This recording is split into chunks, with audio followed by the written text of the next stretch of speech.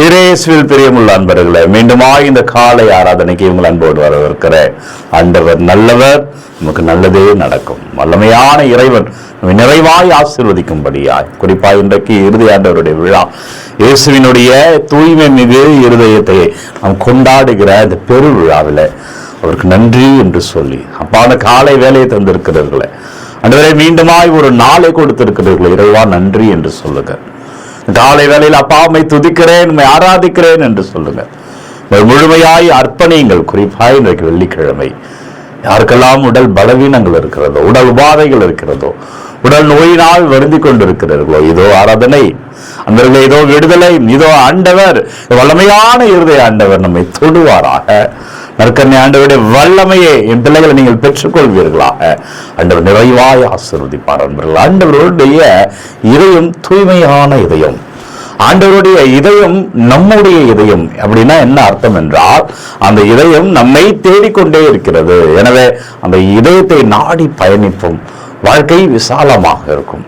அதான் இன்றைக்கு நற்செய்தியும் கூட. இன்றைக்கு நற்செய்தி லூக்கான் செய்தி 15வது அதிகாரம் 3-7 வரை உள்ள இறைவார்த்தையில, காணாமல் போனதை கண்டுபிடிக்கும் வரை அவர் தேடி செல்ல மாட்டாராம். அதாவது 100 ஆடுகள், ஆனால் ஒன்றுதான் காணாமல் போனது. ஆண்டவர் அந்த 99ஐயும் விட்டுவிட்டு காணாமல் போன ஒன்றை தேடி செல்வாராம்.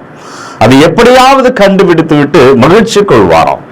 எனவே ஆண்டவர் தேடி சென்று கொண்டிருக்கிறார். ஆண்டவர் உன்னையும் என்னையும் தேடி கொண்டிருக்கிறார். இந்த தேடுதல் ஒவ்வொரு நாளுமே நடைபெறுகிறது. என் பிள்ளைக்காக நான் இருக்கிறேன், என் பிள்ளையை நான் தேடி வருகிறேன் என்று ஆண்டவர் இந்த ஆராதனை, திருப்பலிகள், ஜெபமாலைகள் இதெல்லாம் எதுவென்றால் இறைவன் நம்மை தேடி கொண்டிருப்பதுதான் பிரதிபலிக்கிறது. யாரெல்லாம் அதுக்குள்ளே இருக்கிறார்களோ அவர்கள் பிழைத்துக் கொள்கிறார்கள், அவர்கள் வாழ்கிறார்கள். அதுதான் இப்படி காணொலி மூலமாக ஆராதனைகள் எல்லாம் இந்த காலத்தில் வந்து கொண்டிருக்கிறது என்றால் ஆண்டவர் தேடுதலையே இது வெளிப்படுத்துகிறது. பிரியமான இறை உறவுகளை, எனவே என்னை தேடுகிற இறைவனை நான் காண்கிறேனாம். எனவே இன்றைக்கு ஆண்டவர் நம்மை தேடிக்கொண்டிருக்கிறார். எனவே நம்மை தேடுகிற ஆண்டவரிடம் நாம் சென்று சரணகதியாய் மாறுவோம்.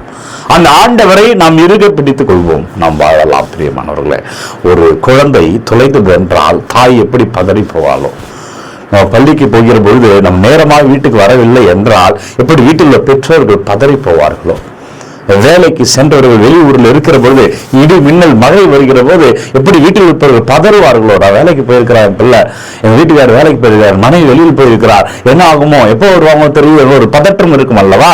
அப்படிதான் ஆண்டவருடைய பதற்றம், அவருடைய இதயம் அப்படிதான் துடித்துக் கொண்டிருக்கிறது. எதற்காக என்றால் நீயும் நானும் வாழ்வு பெற வேண்டும் என்பதற்காக. அந்த இறைவனை அரவணைத்துக் கொள்வோம்.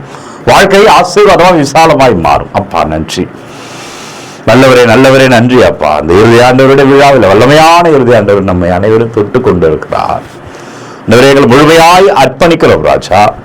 எங்கள் தேவைகளை எல்லாம் அறிக்கையிடுகிறோம் ஆண்டவரே. நல்லவரை நீ தொடுவீராக, நல்லவரை நீ ஆசீர்வதிப்பீராக.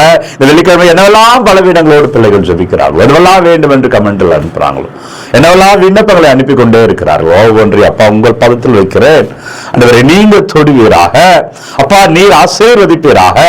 ஒவ்வொரு பிள்ளைகளை விடுதலை காண்பார்களாக. உங்கள் வல்லமை என்னவெல்லாம் கமெண்டில் அனுப்ப, என்னவெல்லாம் விண்ணப்பங்களையோ அந்த ஒவ்வொன்றையும் தொடுங்க ஆண்டவரே. நம்பிக்கை மட்டுமே பார்த்து ஆசீர்வதிப்பீராக. வல்லமையான இறைக்கிறவையில இன்றைக்கு சுகத்தோடு வாழ்வீர்கள். வல்லமையான நற்கருணை ஆண்டவர் உங்கள் நிறைவாய் ஆசீர்வதிப்பார். இந்த இதயம் உங்களுடைய இதயம், இந்த இதயம் நம்மோடைய இதயம். நாம் வாழ்வு பெற வேண்டும் என்பதற்காக அவர் நம்மை தேடிக்கொண்டே இருக்கிறார். லூக்கான் செய்தி 15வது அதிகாரம் 3-7 வரை உள்ள இன்றைய செய்தியில வாசியுங்கள் அன்பர்களே. அந்த ஆண்டவரை பிடித்துக் கொள்ளுங்கள். சுகமாய் வல்லமையாய் அபிஷேகமாய் வாழ்வீர்கள். வல்லமையான இறைவன் இந்த திரு இறுதி ஆண்டவருடைய விழாவில தந்தை, மகன், தூய ஆவியானவர் நிறைவாய் ஆசீர்வதிப்பாராக. இன்றைக்கு என் மகளே, என் மகனே, நீ மகிழ்ச்சியோடு வாழ்வாய். வல்லமையான இறை கிருபைக்கு சொந்தமாய் மாறுகிறார். அன்பர்களே, ஒவ்வொரு நாள் விடிய காலை 3 மணிக்கு இந்த ஆராதனை வழங்குறேன். யாருக்கு தேவைன்னு நினைக்கிறோம் அவர்களோடு பகிர்ந்து கொள்ளுங்க. உங்களோட விண்ணப்பங்களை, தேவைகள் எல்லாம், செப தேவைகள் எல்லாம் கமெண்ட் மூலமா எனக்கு அனுப்புங்க. உங்களுக்காக நான் ஜெபிக்கிறேன். இந்த ஆராதனை பூசையில 2 தனி ஜெபத்தில் ஒப்பு கொடுக்கிறேன். God bless you. Take care. Have a nice day.